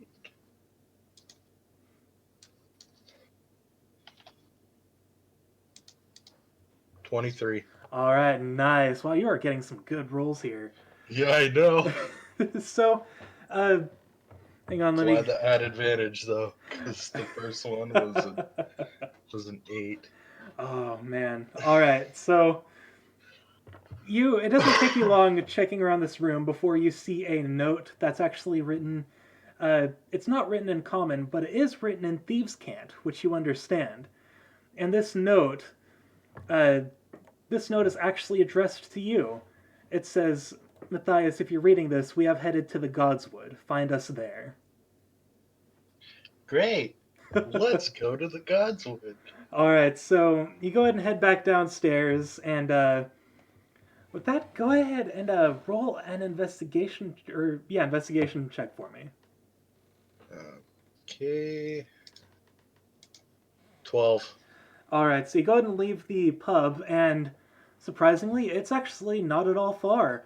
Uh, it's in the same square that McGrath is in, and it's actually just across the street. You go ahead and walk towards this relatively tall rectangular building, and uh, it doesn't necessarily have a big sign up front, but it does have kind of a billboard next to it that just says uh, the Godswood Public Library. Would you like to go in? I would. All right. You go ahead and walk in, and it's got that very unmistakable old book smell. Inside are shelves and shelves of books all the way up to the ceiling, and there are actual spiral staircases around the bookshelves to assure that you can access them all. And uh, right now, it's just there's uh, a tall elven man, and he's got kind of a long silver hair, uh, dark brown skin, and like deep blue eyes, and he's just kind of standing there in a robe, and he's um, as he notices you come in, he just kind of smiles and nods. I I smile and nod right back. All right. So now that you're in the library, what would you like to do? Ah, Look for the guys. yeah, All right. So yeah. go ahead and make another investigation check with advantage because even though this is a big place, you can still see pretty much everything. Cool, cool. 22. Not bad. So you just kind of look around the library and you're kind of surprised at how busy it is for it being this early in the morning, but at the same time, perhaps not. Not only is it because scholars are just crazy and wanting to read like all day every day, but this is a very peaceful time of day. People can go in and read pretty much anything they want. And on your investigation, you see the two men and they're kind of standing in front of a bookshelf, and uh, the talkative one is kind of standing there holding a book and he's just kind of laughing while the silent one, as soon as he notices his presence, he just kind of snaps his face towards you, and the one with the book kind of has a bit of a delayed reaction, and he looks up at you and he goes, "Ah, Matthias, good to see you saw our note. What brings you here?" I'm here to accept. He just kind of closes his book, hands it to the silent one, walks up to you, and holds out his hand. "So, you are willing to join, even if it means going on tasks for us?" That's correct. All right. So he holds out his hand for you. Do you shake it? I do. All right. You kind of shake it, and the man just kind of smiles, and he goes, "Well, then welcome to the cult of the Black Crystal." And you, just from your rogue senses, you can kind of pick up that the librarian, he he kind of hears this. His long ears kind of pick up on this, and he kind of looks up at you. He doesn't necessarily have a strange expression or anything, but he's just kind of looking up at you, and he nods and smiles again, and then looks away. And then the blindfolded man just kind of smiles towards you, and he goes, "Ah, my apologies. I totally forgot to tell you what my name is. My name is Michael, and my friend here's name is Azael." And the silent man, Azael, just kind of looks at you, and he still doesn't say anything. He's just still staring at you. And Michael is like, "Well, why don't we go somewhere more private? Uh, from what I've heard and reading your files, you are a bit of an outdoorsman. You live beyond the walls of the city. Am I correct?" That's correct. "All right, that is perfect. With that, go ahead and come with us." And so he kind of puts his hand on your back and starts leading you outside of the library, and he's kind of telling you what the cult of the Black Crystal entails. So, as you would already know, it's essentially just a congregation where the followers of the goddess Kita, the goddess of destruction, gather and are able to uh, worship her in peace. They're able to just kind of, for the most part, they're actually relatively chill. Whereas you've heard, Michael actually goes ahead and tells you some of these stories, and he explains that, like, the cult of the Black Crystal does have quite a bit of an extensive history. You've heard some of it kind of on tales of your travels, and he kind of explains, yes, the cult has a bit of a bad reputation for, well, trying to rule the world. Which, I mean, to be fair, who doesn't want to rule the world? He just kind of laughs at his own joke. And you guys both go ahead and leave the city and make one quick perception check before leaving the walls. Cool. Let's do this.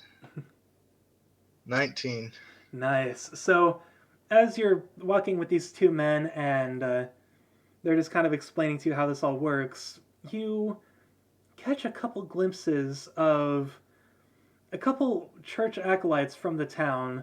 One of them has like this massive bandage over his chest, and his cloth is all stained with blood. And it's the one you attacked earlier, and they're just kind of staring at you, but they aren't necessarily doing anything other than just kind of looking and listening. And with that, you go ahead and leave the town. Michael just greets the soldiers and takes you out into the snowy fields of Olymp. And now it's a little after like 6:45, and the sun is up, but the lands around Olymp are always cloudy, so you can only see like the faint light of the sun. And it is snowing a little bit because it always snows in the land of endless snow. And Michael is just kind of leading you towards this group of people kind of out in the distance that you hadn't noticed before when you were making your way towards the town, but he's leading you towards them. And while he just kind of looks at you and he says, "So before we properly indict you into the cult, do you have any questions for me?" I do not. Very well, very well. Our friend will be pleased to meet you. And then he goes ahead and leads you further. And as you go closer to this group, you see a majority of them are actually blindfolded, just like these two men, except for one woman. This is actually a face you've seen. This is the same short-haired woman who appeared in your room after you woke up. She's just kind of standing there with her hands on her hips, and she's just got this proud smile, and she goes, "Michael, did you manage to convince him to join?" And Michael nods proudly, and he's like, "Yes, yes indeed. Mathias, why don't you go introduce yourself to our friend?" I guess I will. All right. So you go ahead and walk up, and this woman holds her hand out, and she goes, "Welcome to the cult. I was not aware this was your kind of thing, based on what I've read on your history." Oh, well, I just have this sort of calling. Understandable. And she kind of looks at some of the wounds you received from fighting the acolyte the other day, and she's like, "Members of the church, huh?"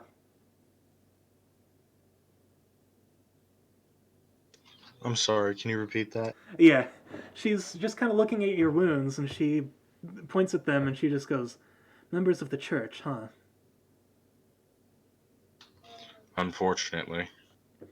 And she nods, and she says, "Fair enough. That happens to a lot of our men. Well, thankfully, with us, you'll be safe. Although there is one task we would like you to do before leaving. So would you come with us?" Absolutely. All right. So she goes ahead and turns around, and you're just walking with this large group, like across the snowy fields of Olymp, or Washorik rather.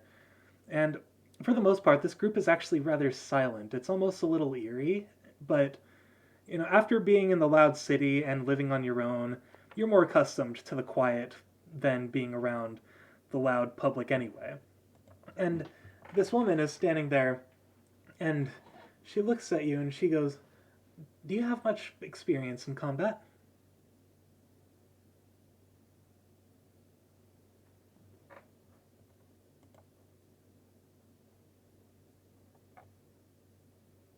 I'm sorry, can you repeat that one more time? Oh yeah. So this woman just looks at you and she goes, "Do you have much experience in combat?" I have a decent amount. All right, I'm glad to hear that. So our first task for you does require you to, well, I don't think I should spoil the The surprise is in store for you.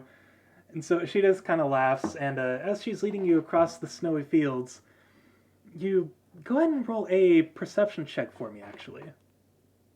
Okay.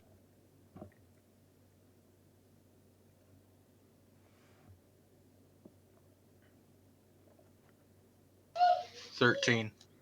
All right, so you can't see too far ahead because of all the snow on the clouds. It is a little foggy, but ahead you can kind of see the silhouette of a building with a sharp square roof, and it doesn't look like a very big building, especially as you start getting closer.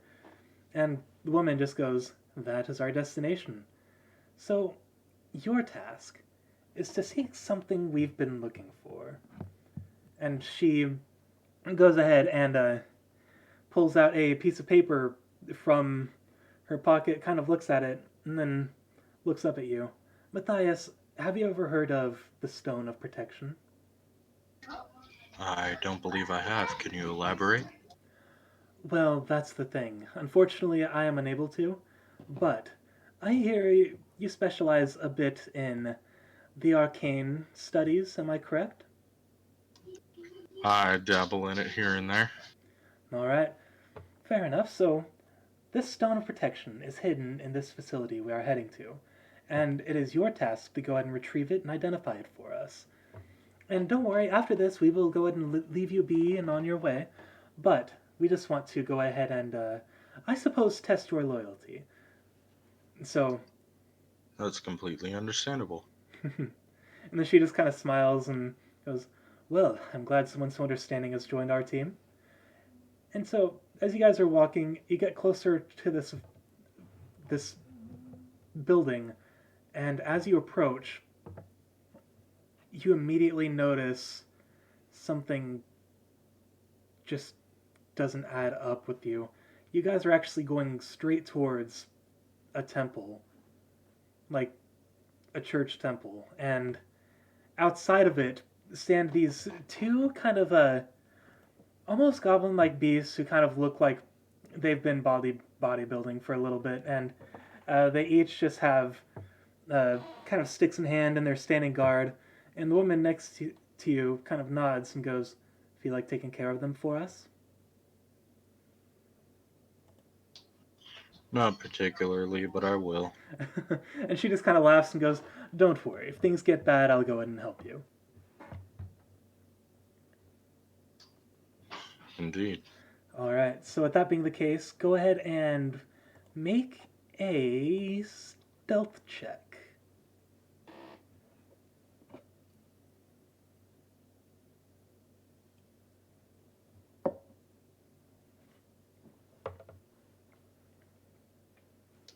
$17. All right, nice. So you go ahead and sneak. You kind of lower down to the snow, and it is freezing cold. But again, this is something you're used to, so it's not even a problem for you. But you're kind of hunched down in the snow, and you're walking, and you look behind you at the group, and the woman just kind of uh, smiles and shrugs towards the enemies, and she just kind of pats the sword at her side, and you can see that she mouths the words "just in case." So you turn back around and you slowly approach these creatures, and as you look at them closely, you identify them to be kobolds. And it immediately throws you off as to why beasts like these would be guarding a temple dedicated to the goddess Giselle, of all places. So as you approach, they actually get within your ranged attack range. What would you like to do? They don't see you so far.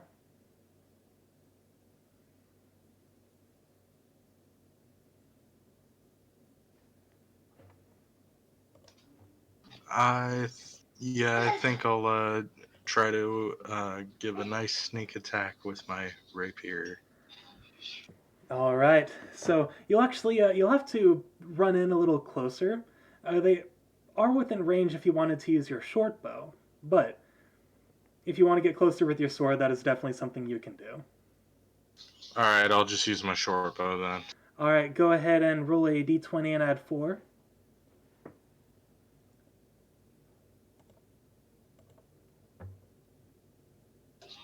21. Ooh, nice. So, are you going for the one on the left or the one on the right? Adventurers always choose left. All right. So with that, go ahead and roll an attack. So that'll be 1d6 plus 2. And yeah, just 1d6 plus 2.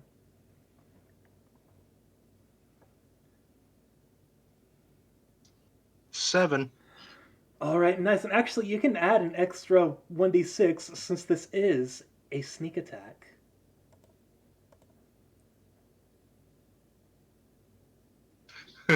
Six. All right, so that is what, 13 points of damage. Holy shit. So you standing over here, you go ahead and pull your arrow out. You pull back, take careful aim, and you hear the bowstring kind of creaking as you pull it back. You aim right for the kobold on the left. Release it, and sticks right into the kobold's head, and it collapses into the snow dead, and it's bleeding out. And the kobold next to him is freaking out, and now he sees you, and he is going to go ahead and... Actually, let's go ahead and roll for initiative for this.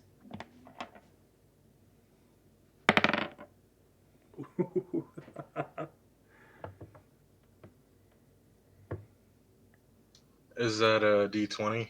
Yeah, d20 plus your initiative, which would be 2.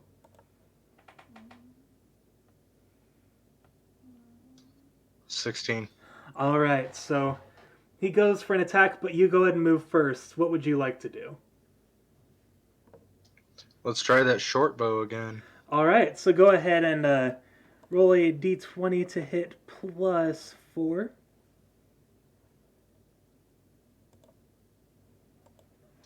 15. Nice. Go ahead and roll for damage.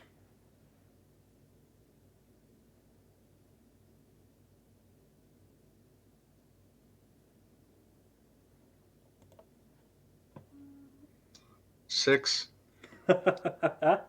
It's not even an issue. You freaking green arrow style, you just take another arrow out and pull it out real quick, and then right through the head of the second kobold. It drops to the ground. Both these guard kobolds are dead. And the woman just... Lucky me again. Wow, you didn't even have to use your sword for this. And then the woman just kind of walks up behind you clapping, and she goes, "Wow, those were some pretty great shots. Unfortunately, that is not the end of your job. You will need to go in and actually enter the temple. I would recommend Beautiful. I would recommend exercising extreme caution, for that place is riddled with acolytes, and you do not want to mess with their priest." Understood. All right, so would you like to go ahead and enter the temple stealthily? You've killed both their guards, so they haven't alerted anyone inside the temple. Yeah, let's get that good stealth going. All right, go ahead and make another stealth check, and let's go ahead and make it with advantage, because you're feeling pretty confident after killing both those guards and just using just 2 arrows. 17. All right, perfect. So you go ahead and you kneel back down as you're walking towards the entrance to this temple. And as you walk into the door, the air suddenly gets quiet. And, I mean, it's pretty fair to say that it's just because you just walked inside. And you can still kind of hear the wind whistling outside, but you look into this temple and go ahead and make a perception check for me.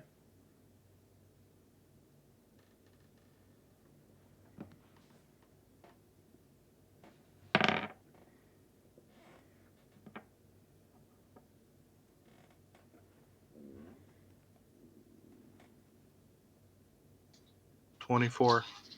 Nice. So, looking inside, this temple, even it did look pretty short from the outside, but it's got a steepled ceiling, and you can see rows and rows of benches leading up towards an altar at the front, where thankfully no one is at the front, which is good because they would have seen you coming in if there was someone there, but thankfully no one's up there. But you can see a couple of acolytes in these dark green robes just kind of looking around the area, and they're kind of talking in a hushed whisper. And with your passive insight, you can't necessarily tell what they're saying, but they are speaking in Infernal, which is not a language men of the cloth should be speaking, as far as you're aware.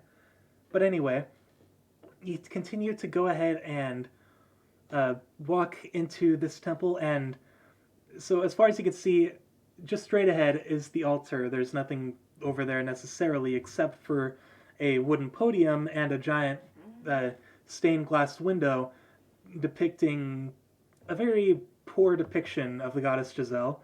And on the right and left are two different corridors heading into other hallways. What would you like to do? Let's go down the right corridor. What happened to adventurers go left? Nah, totally kidding. Anyway, so you go ahead and go down the right corridor, and with that, go ahead and make another stealth check.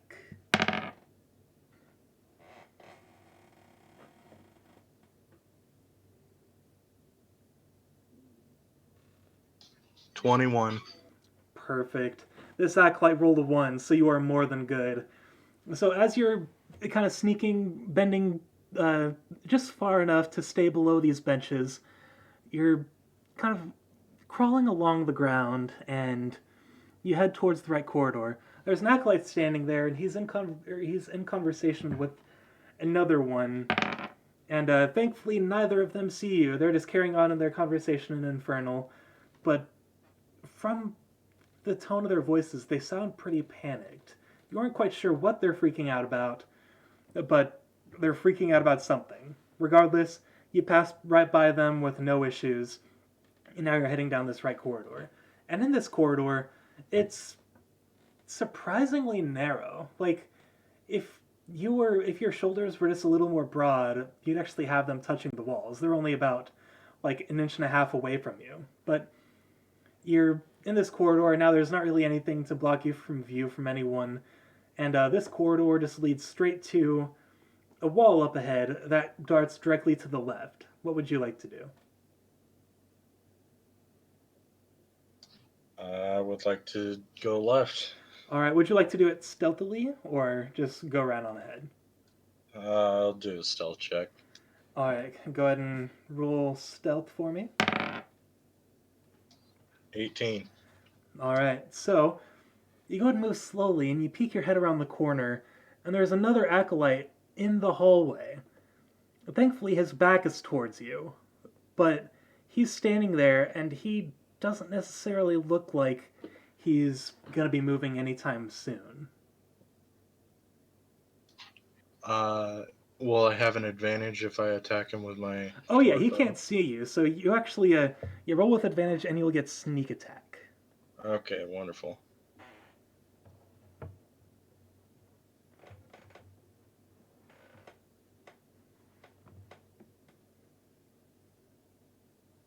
So the first one is D20 plus 4?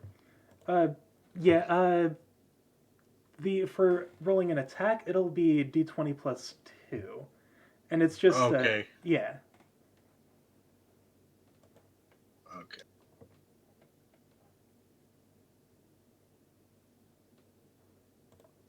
$19. Nice. Go ahead and, are you attacking with your rapier this time, or? With the short bow. Alright, so go ahead and roll damage for that. Damage, that would be 8. Alright, so you go ahead and take out an arrow, pull it back on your bow, and you go ahead and fire the arrow. Sticks right through this acolyte's back, and he starts just kind of struggling, and he's audibly kind of crying out in pain. And that being the case, what would you like to do, since you still have a bonus action, and he's starting to cry out loud, and he may potentially call the attention of the other acolytes in the temple? Let's see.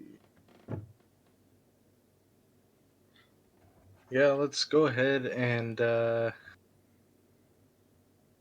attack with my rapier. All right, go ahead and roll a d20 plus 2. 18. All right, nice. That hits. Go ahead and roll damage. 8.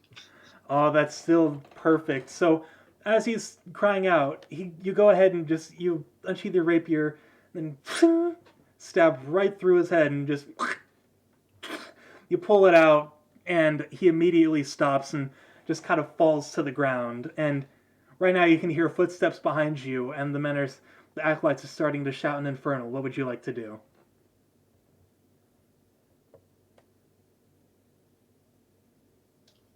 Are they aware of me? They're aware that something has happened, though they don't know where you are. You do still have Okay. this corridor you can run down, and it just continues heading towards what was your left, but is now straight ahead of you. Alright, yeah, let's keep heading down that stealthily. All right, so you go ahead and kneel back down and go ahead and make a stealth check with disadvantage because now they're aware that someone unwelcome is in the temple.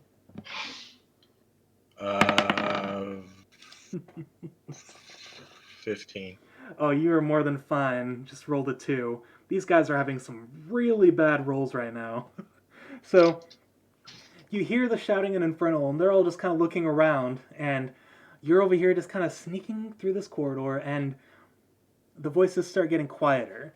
Thankfully, you've made your way across this corridor without them seeing you, and you go ahead and as you're going forward, you look ahead and you can see a wooden door about the. It's got a curved top and it's got almost like a porthole window, kind of like with these iron rivets bolted into it, and it's got uh, just a regular wooden doorknob. Would you like to go in? I would. All right. So with that, go ahead and open it up, and inside you can see this room, and it's pretty cluttered, but it is a dead end. But you go in and go ahead and make an investigation check with advantage for me. Okay, investigation, that's plus 6.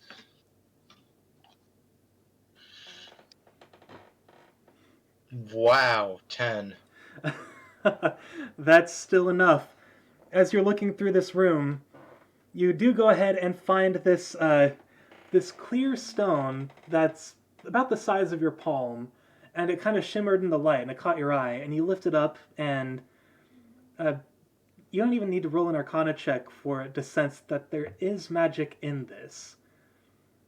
But when you go ahead and turn around, you can see one of the men in cloaks, but it's not one of the acolytes. It's the priest himself, and he looks at you with his arms crossed, and he goes, "Well, good sir, I believe that is mine. Go ahead and roll initiative for me." Oh, beauteous. You're in a dead end right now. Oh, great. They expressly told me not to deal with the priest, but it doesn't matter, because I rolled a nat 20. Nice. All right, hang on. Let me go ahead and. I'm going first. All right, yeah, you are indeed. So with that, you see the priest right there. What do you do? Oh, okay. Is he in melee range? Yes, he is. This room is Okay. quite small, and he's right there in the door, as though he was following you. Let's do that good rapier. All right, go ahead and roll for attack. Okay.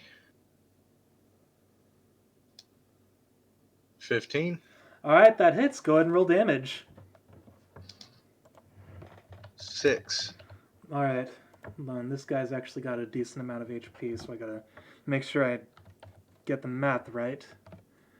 All right, so you go ahead and slash with your rapier. He kind of backs away, but you do cut across his chest, and he just kind of backs up and clenches his wound, and he's already starting to bleed a little bit. And he's going to Cool, go. I'm gonna die. Let's do it. So actually, you do still have your bonus action. I do, indeed. I'll punch him. All right, so go ahead and roll an attack for that. Okay. 19. All right, you go ahead and punch him in the face and deal 1 more point of damage. So that brings him there. And let's see. What is this person going to do? I'm going to punch your face in the face. All right. Blah, blah, blah, blah.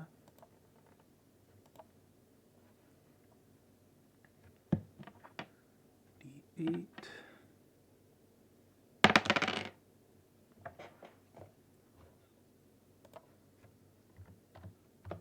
So, to your surprise, you see a sword stick through the back of the priest, and he groans in the pain, and he didn't know that he was being trailed as well. And whoever was behind them pulls the sword out from his back, and the priest bends down, and you can see that behind him is the woman, presumably the leader of this cult, who said, and then she just kind of grins at you and she says, "I told you I'd help if things got hairy." And then now, But were they hairy enough to warrant this? oh yeah, this priest is. He actually, not having appreciated being stabbed by someone he didn't even see, he's going to go ahead and make a swing at this woman. Let's see.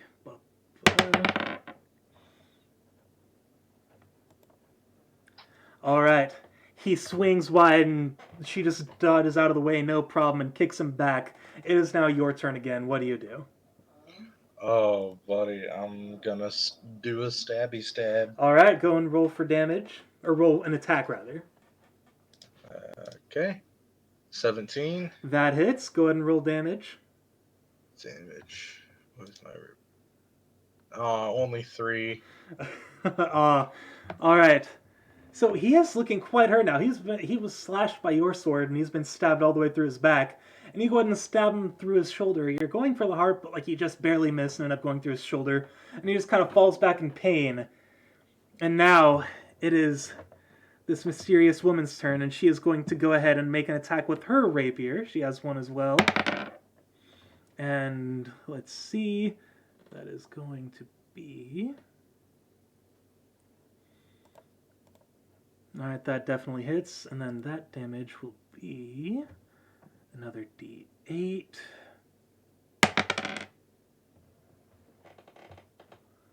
Alright.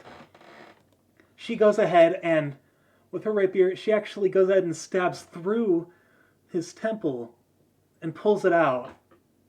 And the priest just falls to the floor. And she sheathes her sword, and she looks at you, and she's like, "All right, come. We can't waste any more time here." And she goes ahead and starts running. And do you follow after her? I do. All right. So you go ahead and follow after her, and as you're heading out into the temple, you actually see that all the acolytes who were here before searching for you, they're all down on the ground now. And it appears that she probably has killed all of them, and she takes you out and brings you back to the group outside. And everyone just... for the first time since you've met them, they actually kind of look excited and they look eager. And the woman turns towards you and she's like, "So you found the stone, yes?" The stone? Yeah, so it would have been that clear stone you found. That was the... Yeah, I'm aware. I did not. Ooh. Make a deception check with a disadvantage. Wait, did I find the stone? I thought I didn't. You did. You found that clear stone. Oh, okay. Yeah. Then yeah, I did. Oh, okay. So, do you take it out and show them? Yes. All right, so you do. And everyone just kind of gathers around you, and they're looking at the stone, and it kind of shines when you tilt it in the light. And it's like, it's more than just a reflection. It's almost like it glows briefly when you shine it into the light. And the woman says, "Well, could you go ahead and see if this truly is what we're looking for?" And how am I supposed to do that? Rolling for an Arcana check with advantage. Gotcha. Okay. Arcana. That is my lad +6.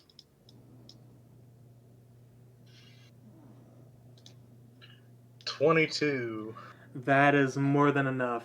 So, as you're examining the stone, you feel the magic kind of pulsating through your veins, and you start sensing this information almost like being fed to your brain from the stone. You immediately identify this as the Stone of Protection. What it does is it adds plus 15 to your armor class at any one time of your choosing, but it is only a one time. It is a one-time use. So what you do is if you're ever in battle and you feel like you're in danger, you smash it against your chest and it'll increase your armor class by 15. So it will make it much, much harder for an enemy to hit Oh, you. yes. Oh, yes. That is over double.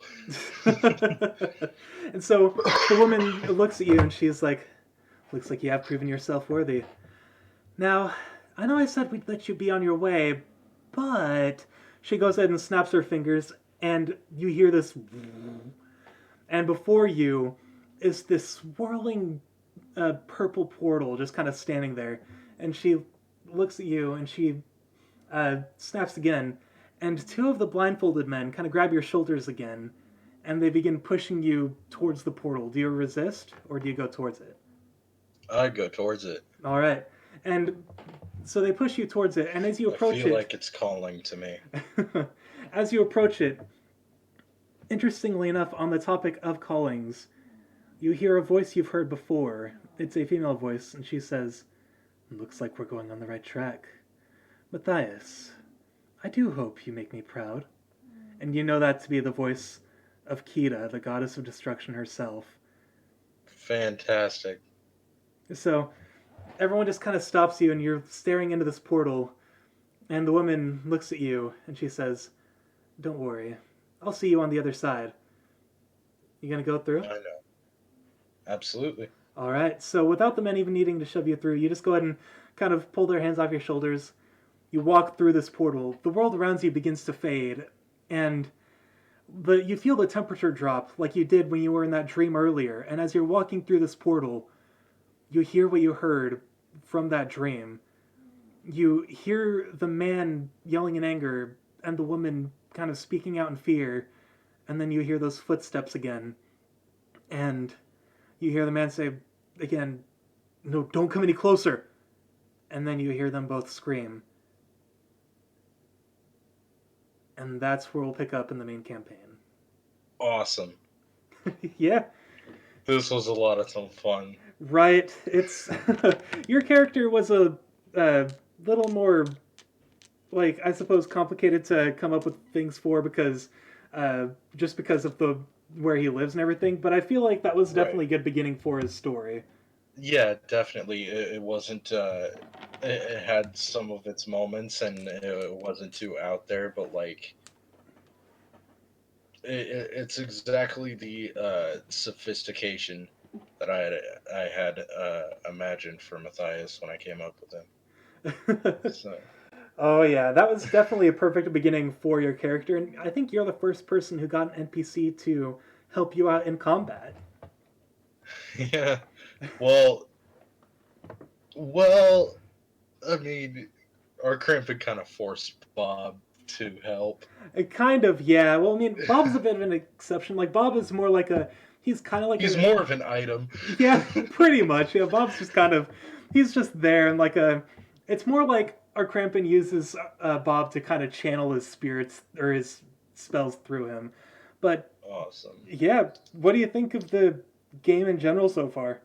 Oh, this is gonna be so much fun. I love it. I love it so much. I'm very surprised I did not die, but I had some saving throws. Like Dude. climbing up that wall could have been a disaster. Oh, absolutely. But I mean, it was a dream, so it's not like it would have dealt any damage. But still, it's like, Right, but once the two blindfolded men came, I kind of figured in my head that okay, they could actually do some damage to me because they are magical. Oh yeah, and like that, and freaking Silent Bob is just like, there's something up with that man. He's a yeah. I'm in the main campaign, if I have the opportunity, I will probably try to convince Michael that he's a traitor, because just because of that insight gave me that clue, Oh and yeah, all he is. that he was very with malicious intent towards me, and also I think I can get that persuasion going. Oh, absolutely. I mean, you had some, like, aside from that one bad Constitution saving throw, like, you had some Yeah. awesome rolls, and I feel like this was a great start to your story as well. Oh yeah, definitely. Thank you so much, man. Thank you for coming, and I hope you have a good day. You too. All Thank right, you. see you, man. All right. Bye bye.